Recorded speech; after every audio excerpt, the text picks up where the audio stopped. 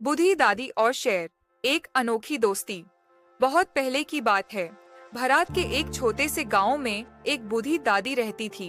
सब उन्हें दादी अम्मा कहते थे। उनका असली नाम तो सवित्री था, पर गांव के बच्चों के लिए वो सिर्फ दादी ही थी। कहानियों की एक जीती जागती किताब। हर शाम वो एक बड़े से बरगद के पेड़ के नीचे बैठती और बच्चे उनके पास जमा हो जाते। दादी कहानी के पहले हमेशा एक लाइन कहती थी, कहानी शुरू होने से पहले आंखों को बैंड करो, मन को खोल दो। लेकिन एक दिन कुछ अलग हुआ। उसी शाम जब दादी पेड़ के नीचे कहानी सुनाने जा रही थी, तो गांव के लोग चिल्लाने लगे, शेर शेर आया जंगल से। सब लोग घरों में छुप गए, लेकिन दादी वो वहीं रुकी रही। शेर आया बड़े कदमों से घूरते हुए और जाके सीधा दादी के सामने बैठ गया। दादी ने उसे देखा, मुस्कुराई और कहा, दादी, अरे बेटा, लगता है तुम भी कहानी सुनने आए हो। शेर ने घूर के देखा, लेकिन ना गरजाया ना दांता, सिर्फ शांत बैठा रहा। दादी ने कहानी शुरू कर दी। एक जंगली शेर और एक बूढ़ी औरत की दोस्ती की कहानी। गांव वालों ने झंक के देखा तो वो हैरान रह गए। शेर चुपचाप सुन रहा था, जैसे सब कुछ समझता हो।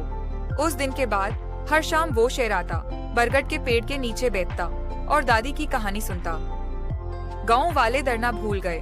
बच्चे फिर से दादी के पास आने लगे और शेर सबका दोस्त बन गया। दादी ने उसका नाम रखा वीर। एक दिन शेर नहीं आया, न दूसरे दिन न तीसरे। दादी परेशान थी, लेकिन उन्होंने उम्मीद नहीं छोड़ी। फिर छठा दिन एक आदमी जंगल से आया। उसने बताया, एक शेर शिकारी के जाल में फंसा हुआ मिला, लेकिन जिंदा है। दादी बिना सोचे जंगल की तरफ चल पड़ी। गांव वाले रोक रहे थे, लेकिन दादी बोली, दादी, जिसकी कहानी हमने लिखी उसे अधूरा कैसे छोड़ दें। दादी जंगल पहुंची और वीर को देखा, कमजोर लेकिन जिंदा। उसने शिकारी से कहा, इसने किसी को छोया तक नहीं, इस शेर का दाढ़ इंसान से कम नहीं। शिकारी ने दादी की बात सुनी और शेर को छोड़ दिया।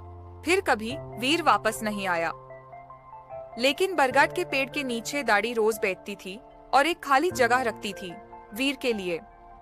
लोग कहते हैं, रात को जब सब सो जाते हैं, तो कभी कभी बरगद के नीचे से शेर की आवाज आती है, जैसे कहानी सुन रहा हो। कहानी का सीख। हर दिल में कहानी होती है, चाहे वो इंसान का हो या एक शेर का।